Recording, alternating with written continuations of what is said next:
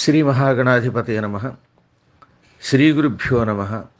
శ్రీ మహాసరస్వతే నమ. తెలుగునాట సుప్రసిద్ధులయ్యారు బంగారయ్య శర్మ గారు. ఆయన ధార్మికుడు. ధర్మశబ్దానికి ధనుస్సు అని కూడా అర్థం ఉన్నది. ధార్మికుడు అంటే లోకంలో ఉన్న సనాతనమైన లక్షణాలను కాపాడడం కోసం ధనుస్సు ఎక్కుపెట్టి బాణం వేసేటటువంటి వాడు. అందుకే శ్రీరాముని ధార్మికుడు అన్నారు. అంటే ధనుర్ధారి అని ఒక అర్థం.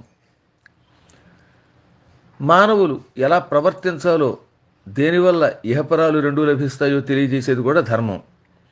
ఈ రెంటిని ధరించేవాడు ధార్మికుడు. అటువంటి ధార్మిక మార్గంలో ఉన్నటువంటి బంగారయ్య శర్మ గారు ఎన్నెన్నో జన్మదినాలు జరుపుకోవాలని, అనేక శుభకార్యాలు చేయాలని మంగళాశాసనం చేస్తున్నాం.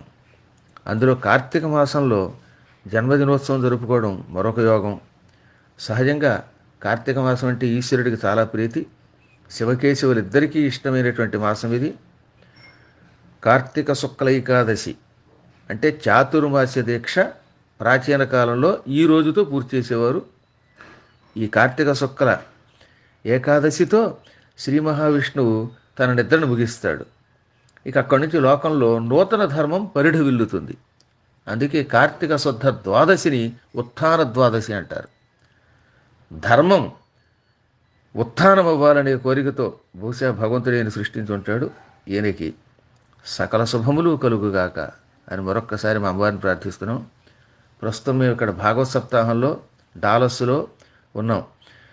గణపతి సత్యానంద స్వామి ఏర్పాటు చేసినటువంటి కార్యసిద్ధి హనుమాన్ మందిరంలో శ్రీమద్ భాగవత సప్తాహ దీక్షలో ఉన్నాం కనుక, మేము వచ్చేసరికి 25వ తారీఖు అవుతుంది కనుక ఇక్కడి నుంచే వారికి జన్మదిన శుభాకాంక్షలు తెలియజేస్తున్నాం.